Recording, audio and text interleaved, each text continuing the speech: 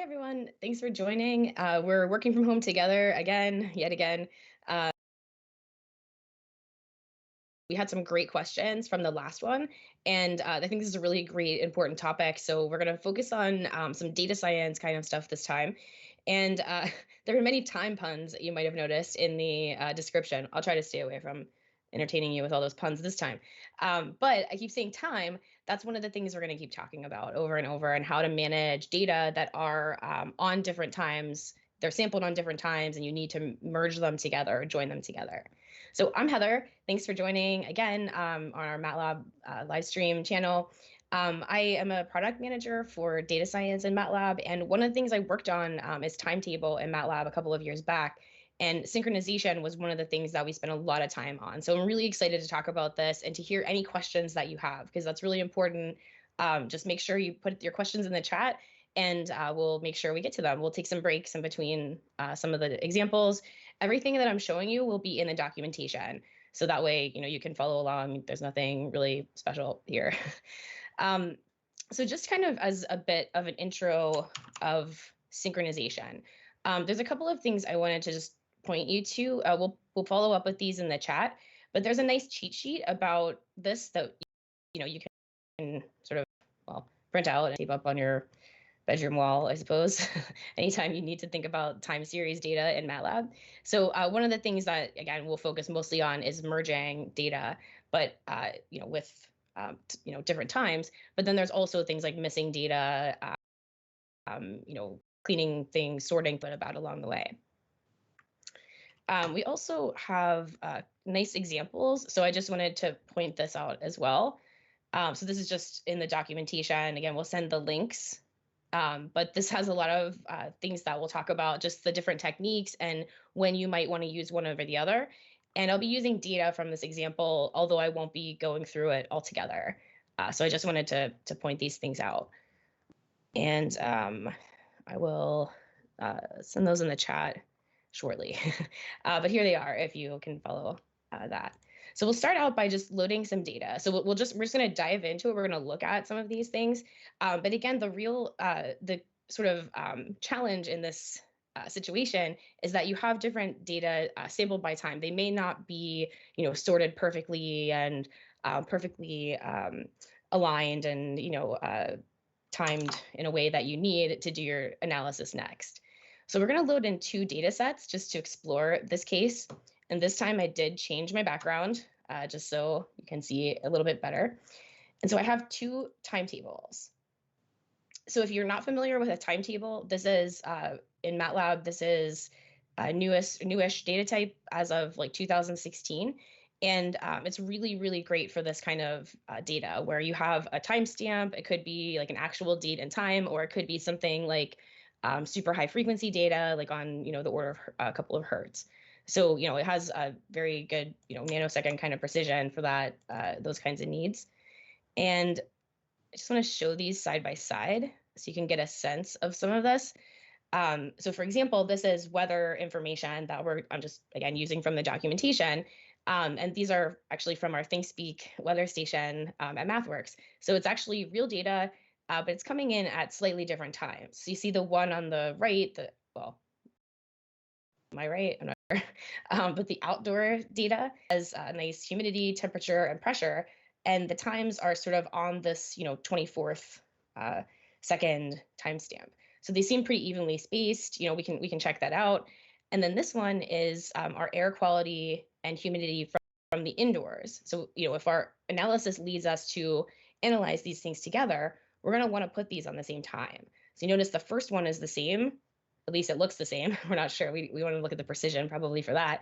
But the second one isn't sampled on the 24. It's sampled at 1335. So these are the things that this kind of motivates the challenge of how do we merge these things together? Maybe it's appropriate to just stick them all together and just use the time steps that we have. Or maybe we want to decide on the time that we eventually want in the end, and we want to do some kind of interpolation and reorganization with the data.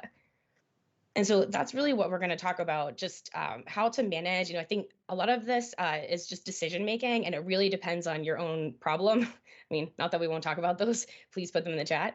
But it really depends on the domain and what you're trying to solve in the end. But we'll talk through some of how to sort of decide what the final time step should be, and then data. And so just sort of general strategies, and then how to manage it for different cases, like when you're downsampling, say you're going from daily to hourly or hourly to daily, the other way around. What are the kind of methods that would be appropriate in those cases?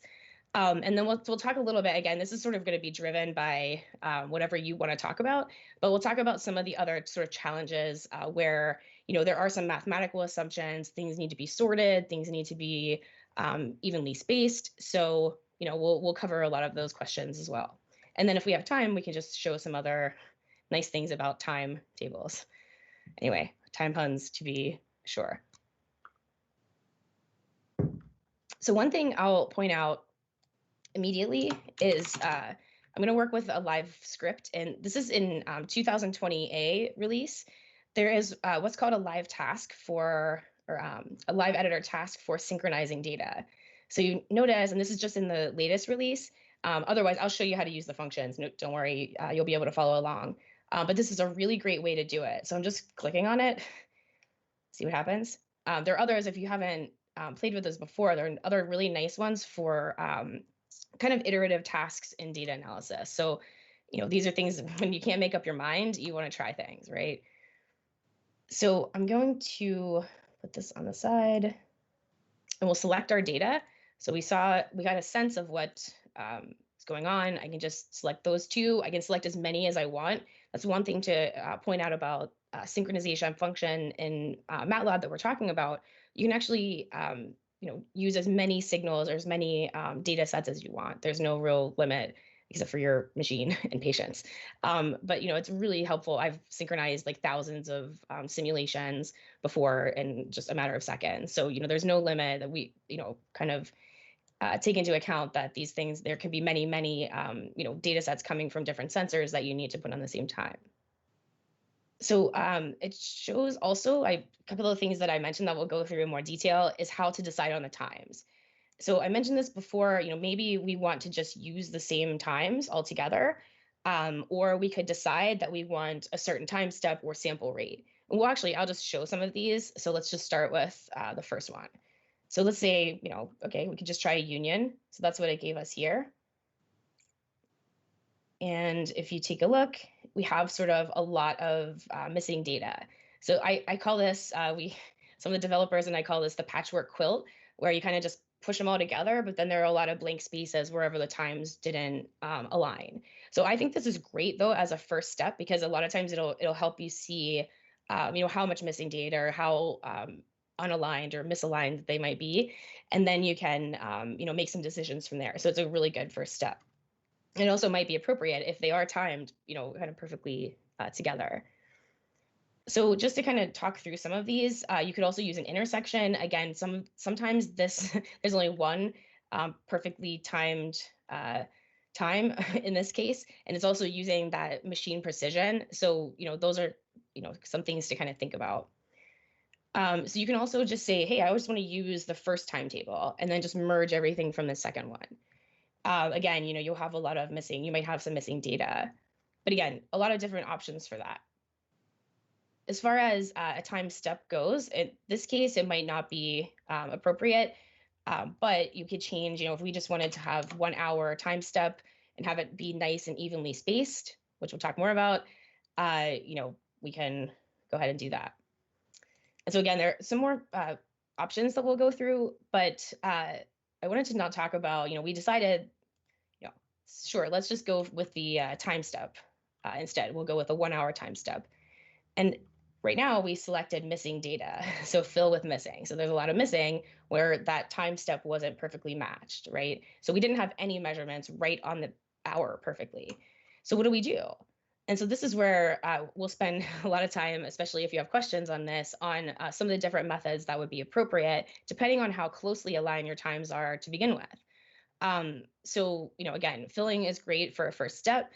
In this case, they seem to be kind of close together. So interpolation is a good option because that, kind of takes into account the trends. we can talk more about this too, especially if there are questions, some of the different methods of interpolation. This is kind of a whole area we could get into altogether. Linear is a great first option. Again, it's really common and of really high frequency data. There's often a lot of resampling that needs to happen, and linear is very common. And then the others are basically, I think of them as sort of grouped together as shape preserving. So if you have sort of very noisy kind of data, or the trends that you really want to preserve, the spline, cubic, and Makima modified a cubic Hermite polynomial will do some of that more smoothing and taking your data into account. So that kind of is some of the, yes, I should also go through the aggregation. Let's say we wanted to do 1 day.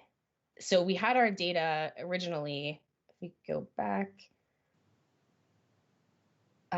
we have, looks like a couple of days worth of data here, a couple of days worth of data here.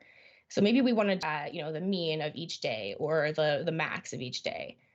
So we could do an aggregation and do days or a couple of hours. We could change that, and now we could choose the sum, the mean, a number of summary kinds of stats for this. All right, so again, there are only really a couple of days in this data set, so I'm choosing days. And then there are some things we can do to choose how things are interpolated kind of at the endpoints. So I'm gonna pause here for questions. I've kind of given a quick and dirty intro, and let me see what we got. All right, so one thing is a question about a link to the demo script. I'm just kind of going off here. I'll throw this on my GitHub just if you want the outline. But basically, I just went to the documentation and found one of the examples. So, oops, not this one. If you just search for something like that, you see different examples. You can see the doc here. So I'm really just using the examples that are already existing. I think this is the one. Yeah, so I'm using one of the data sets from here. And then there's another example I'll link to here in a second that shows how to use the live editor tasks that I've been using. But otherwise, I'll show shortly how to use the functionality in case you're not using the most recent version. All right, good stuff so far.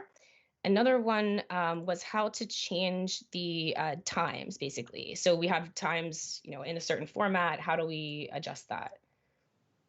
So let's take a look, actually. I'll just keep working on my live script. It's a little easier to see. So if we look at indoors.time, so our timetable has time as a separate variable, and then you can find things about it. So it has a format here. And so right now it's in this format. So this is year, month, day, hours, minutes, seconds. The documentation has a lot of really good information about how to capture these things. Sometimes you have, different time zones, different things like that. But you can also change it. So expecting it to pop up here. But let's say we wanted to add something else. So there are generally some options in the doc, but let's say I wanted to add a more precision. I think that's it. Yeah. And so just to convince you that I'm not just, actually that is a DateTime format. So I just wanted to also point this out since I'm talking about it. So timetable is a data type. It's sort of like a table. If you use that in MATLAB, it can have different data types. And then the timestamp, or the time that's associated with all the data, is a DateTime array in MATLAB. So the functions, or the way that we're going to change these things, this is done through the DateTime feature. So it gives a couple of examples, and then there's like a very, very significant list of, well, somewhere. It shows all of the different options that you might have. So, just to kind of show you, different ways that you might want to reformat things. So another thing that kind of reminds me, I mentioned about the precision. You don't necessarily need to change the format to see some of the things we were talking about. So if you wanted to look, let's say, we can just use diff, and that gives us an example of how evenly spaced or not things might be. So we could look at it, we could take max, mean, median, to take a look. Obviously, some of these are not, perfectly timed, but that can give you a sense, instead of just having to manually look at some of these things that we're talking about ahead of time. You can also change it. So if you wanted to, there was a question, I think this might have been before on one of the comments. There was a question about, subtracting times or just basically doing math with them. And commonly you want to change, your absolute date to something like, seconds past since, a certain time. So one of the things you could do is just do, I'm just going to call this T so I don't screw up my variable. But we could do something like this. So if I subtract all of the times from the first time, it'll give me the duration elapsed. And you notice that it's actually a duration data type as well. So these have different options for the math that you can do with them for some of these options. All right, another question here is how to plot finance data with missing weekends. So I guess the plotting stuff is sometimes challenging. I'll talk a little bit more about that towards the end, a little, just because we could get into all sorts of things that would distract a bit from the topic. But that is one challenge, because if you have, daily data and then you have missing weekends on your plot, it either drops out or, it might look disjointed. There are some stuff on the file exchange that will help you manipulate the plots like that. Let me see if I can plot something just to quickly give a sense of what I'm talking about. There's another great feature for timetables is the stacked plot. It just shows all of the data that you have available together. So for example, it's not quite the same here. We just sort of cap out in some humidity, but you might see the same. It would just drop out to 0. So I would take a look at some of the examples. Again, I'll follow up in the chat with them later, but just, plotting functionality on the file exchange that will help you kind of just squeeze them together so you don't have to worry about it. You could try, you could interpolate it. That probably doesn't make a lot of sense because it's the weekend and people aren't trading then. But mostly that's sort of a display function. But one thing you could do, I wanted to point out is, I think, is weekend will work. So you can at least mark those. So, any of the weekends would come back as a logical. So at least you would recognize those, and you can maybe remove them or, do something else with those. Good questions so far. Keep them coming. All right, so what else should we talk about here? I have a plan. It's up here.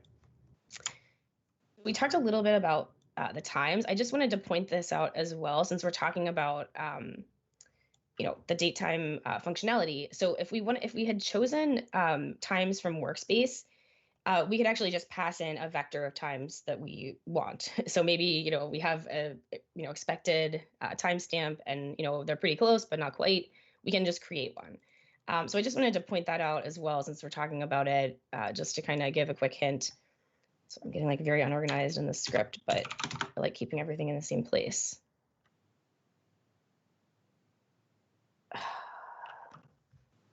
Oh wait, well, I'm sorry. I just looked at the chat and now I got off track. So there was one more. Labels would be Friday, Monday. Good question. So another thing that you can do with the DateTime functionality is pull out some of the information. So if you want just to look at the hour of day, the minutes, the seconds, that you see. And I wanted to, maybe I'll just go back to our DateTime documentation.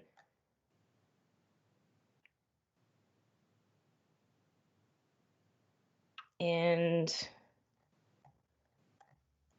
there are a few nice functions. I was trying to figure out where they are, but basically you can say time of day or day name, day, something like that. We can try it. Ooh, there was POSIX time. So if you're a Unix fan, that. Let's see. All right, obviously there's a lot of information here. Let's try day. Here it is. All right, there we go. I could just use the live editor. It'll tell me everything. So yeah, we can use day of week. And so that will give us the actual, well, I think the day name, maybe. I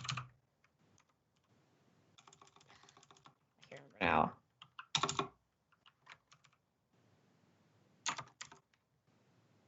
Anyways, there's an option that shows the name. I will find it. I just don't want to spend 20 minutes looking for it. But it'll give you the output of the name, and you can use that as a categorical or string, and you can use that on the plot pretty easily. So I'll come back to that shortly. I just don't want to sacrifice any actual synchronization discussion because I can't remember how to find something. So I will just quickly just show that. So if you have a certain time step or a time vector that you mentioned, you can just use regular kind of vector notation in MATLAB, like the colon operator or linspace or anything like that, and then use the units like seconds, hours, days, things like that. You can also provide like the start point, the end point. So you have a lot of different options for that. Again, you can find those in DateTime and duration, but that allows you, to sort of choose ahead of time. So we talked a little bit about the TimeStep sampling rate. I did just want to show the sample rate just for anybody that is working on sensor data and signal processing. You do have, the Hertz ability, so you don't have to go back and do any kind of translation. We get what we try to do. So that kind of takes care of the times. Let's talk more now about dealing with the data. So I think, this is probably the thing that I get the most questions about. How do you decide what to do? How do you know if you should do aggregation, interpolation, those kinds of things? So I really like the Synchronize doc for this because it shows them in sort of a grouped way. The grouping is basically what I just showed, but it sort of goes into more details about how it's doing the calculations and what's going on. So basically, the idea is, actually, maybe I should go back to show this, but there are fill methods that basically fill with missing or fill with a constant. So those are again appropriate for your first pass through the data, or if you know that something is gonna, is a certain constant that you would use. Pi, it's the best one. And then nearest neighbors often are also used whenever you have data that are pretty close together, I think. Where you don't really need to do any fancy math, just grab that data point that's already there, either the one before or the one after. Also really, really helpful for categorical data.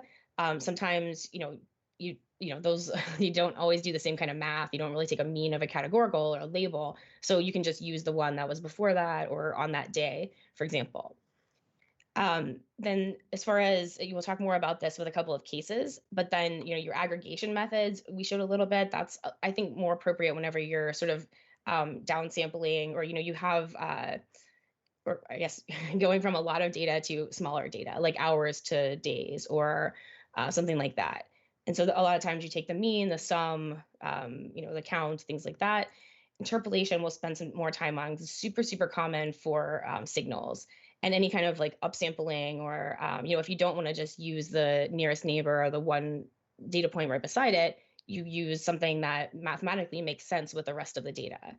And then you also have the ability to just do what you want. So you can just pass in whatever function you want in order to handle these appropriately. So we'll talk about downsampling. We can talk about that with the same data set. So we did show a little bit here. Actually, let's just use the function. Not XY, synchronize. And so we just pass in our data like we did before, but we have, this is our functional way to do it. So we're passing in our times. now. So we could choose time step, we could just say hourly or something like that. So this is our, right, I'm getting myself confused. Our basis is a range, time step is the daily, hourly, those kinds of things. So let's go back again. So I just selected this. We're all learning together. The time basis is, selecting one of the times from the data set or combining them together. And then the time step or range would be, choosing hourly or daily, like we said. So our data was, not quite on the hour. It was similar. We'll just see what happens with hourly. And let's try our, I wanted to just show something like nearest that might give you a good idea. All right, so you notice that now we have good hours, it's a nice and even times. And then we have some repeats. So basically, most of the things that you would see, especially if it's at any precision, it's basically repeating the data. It's using the nearest point or the one before that. Again, this is way easier to do with the live editor task, but I wanted to show that this is also possible with the synchronize function. You can still just try things and play around. So if I tried, let's try our interpolation method. So if we try linear, we see something, maybe a little bit more what we would expect. Let's actually just look at a quick plot.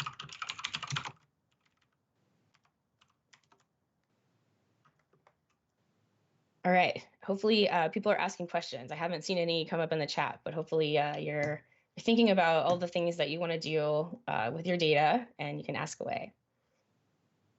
So again, this kind of just gives a quick idea of how the data were interpolated, or what happened. If I try one more, let's try it daily. So that'll give us a better idea of how these things are working.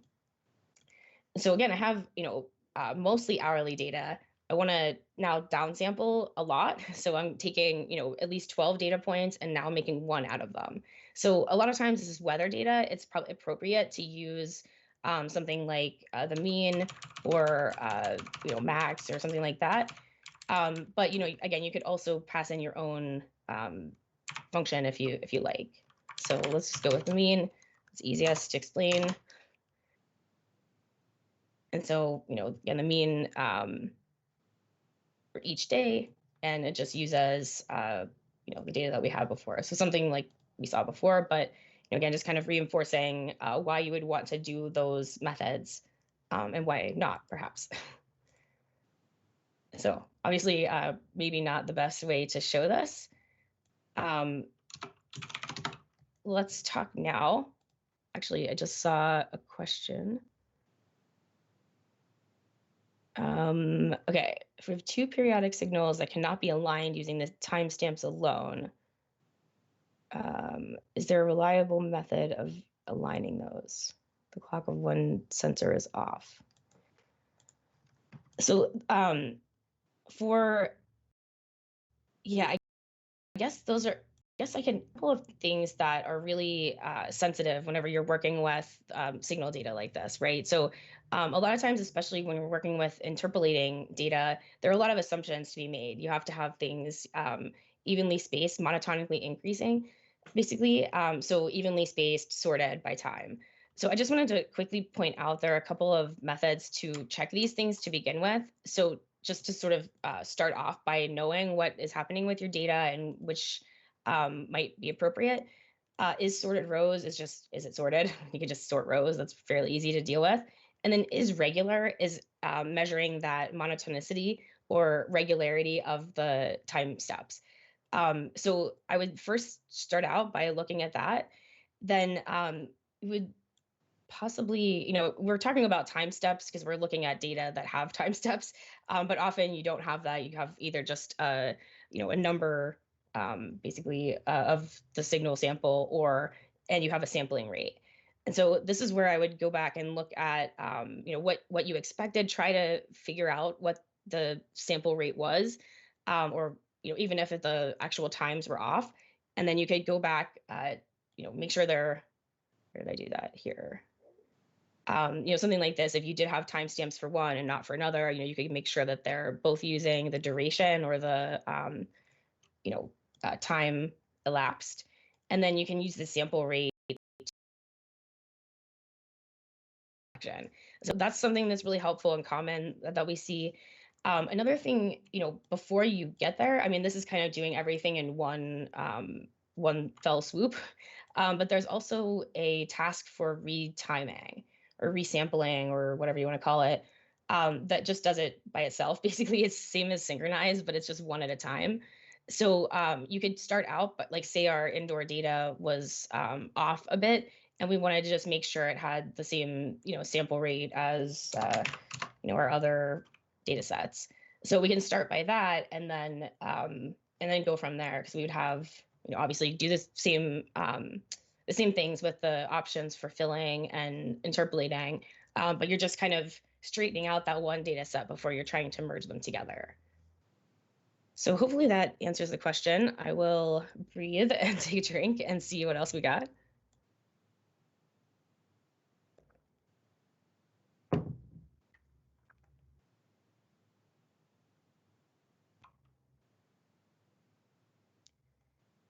All right. Not quite sure. Making zeros on the same level of two functions on the same plot. I'll come back to that. That might be a good one. I just want to make sure I get through some of the synchronization stuff before talking about some of the plotting functionality. It's using y-axis. I would definitely check out using, what's it called? There's a new y-axis. I'll think of it. But there's a new path for that. So there's a lot of better functionality. If somebody in the chat knows it, I forget it off the top of my head. But it's a nice way to do the same thing, but not using the y-axis. It has more options for the axes, changing the axes. Sorry, I'm like reading too many things at once. So definitely check that out, and then we can put it in the comments to follow up with if I don't have enough time. So we talked a bit about, kind of, I think the easy way, going from more data to less data. I think that's an easier decision to make of what you want to do. It's a little harder probably whenever you have less data and you're trying to get more data. So, I'll say, I guess I noted, be sure it makes sense. That's something that a lot of people will ask, especially starting out. It's more, hey, I need to, fill in all this data. What's the method I use? Well, are you trying to, you're trying to fill in 4 days of data and you only have 6 days of data? That's probably not a good idea. So, you kind of just make sure you step back and really think about what you want before you start hacking away, although it's very easy to do that. But a lot of the methods that people will use are, nearest or sort of the, common kind of times or data points from the data set, and then the interpolation methods, which we'll get into. So I'll just go back here quickly and talk through, again, the interpolation option. So there's a lot more information in the documentation, but linear is the most common. That's the one I would recommend using to start with, especially if you're not sure, because it's a lot easier to kind of go back and figure out what makes sense with your data. And then the spline and the cubic spline versions basically are sort of shape preserving methods where you can kind of get. I just usually try them. I mean, I know about the math, but generally they all sort of do a similar thing where it's sort of like a windowed calculation using the data before or the data after, those kinds of things. So one of the things that is really important here is that it does have to be monotonically increasing by time. So that means, sorted, evenly spaced, like we talked about. You can check with is sorted rows, is regular, and that's just to make the math make sense. And it needs to have, the missing, there can't be missing times. I think that's one of the things. So a lot of people will have questions in tech support and things like that with errors. And you may need to do one step ahead with removing missing data or doing something like that if you have a lot. I will point out though that there are some options, some quick tasks for missing and outliers and sorting and things if you have that kind of data that you need to clean up first.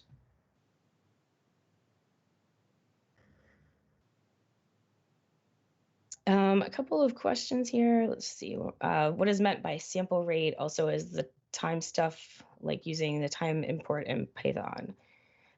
So to answer the first question, the sample rate is basically, you could think of it as like hourly, daily, something like that. It's basically the how often the times are sampled. So it's just a common term in signal processing. So that's why we tend to refer to it as the same, but it's basically just the difference between the spaces. And often you'll have like a, certain amount of hertz signal. And so that's what you think of immediately whenever you're trying to sample. You don't necessarily think of 0.000 seconds or 10 to the 12 or whatever it is. So that's what we mean by sample rate. And then the other question is this time stuff, like using the time import in Python. I've used the DateTime functionality in Python. It's very similar. So a lot of languages will have specific, functionality to work with times like this, especially those that have that are very good with dealing with times. Wait, why did I go here? I was going to show something. I don't remember now. So yeah, I would say that some of the functionality is probably similar. There are too, if you were using like a Java date or a POSIX time from a different language or system, there are options to convert easily. But yeah, if you're using date functionality in other languages, it's probably pretty similar to some of the options, especially since it's using the the international time formats that many are as well. So it should be fairly easy to map those back and forth. What if I have to sync specific timestamps of sensors that started collecting data in different times?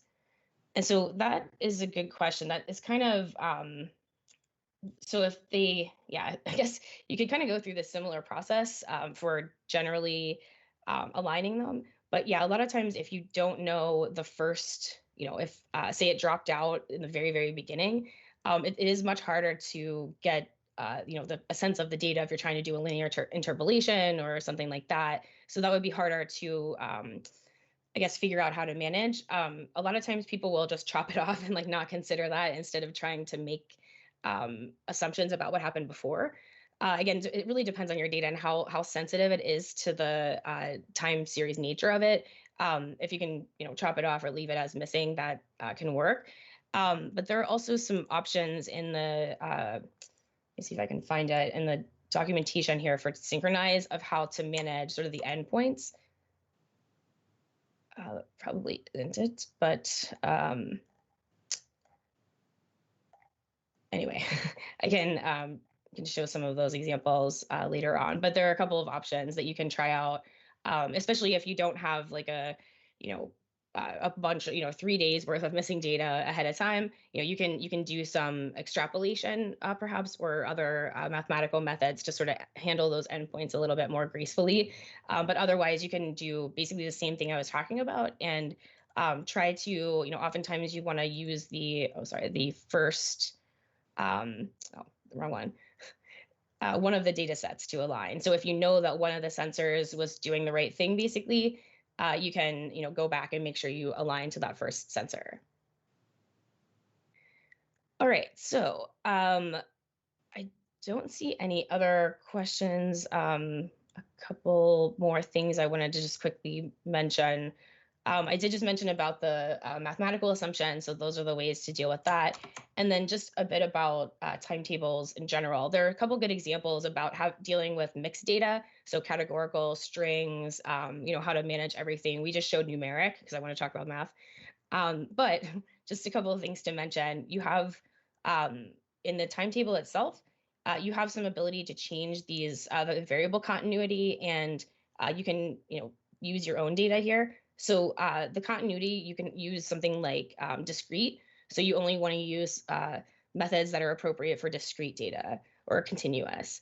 So I just wanted to point that out so that whenever you're doing these things, if you have different methods that you want to use for different variables, there are some options.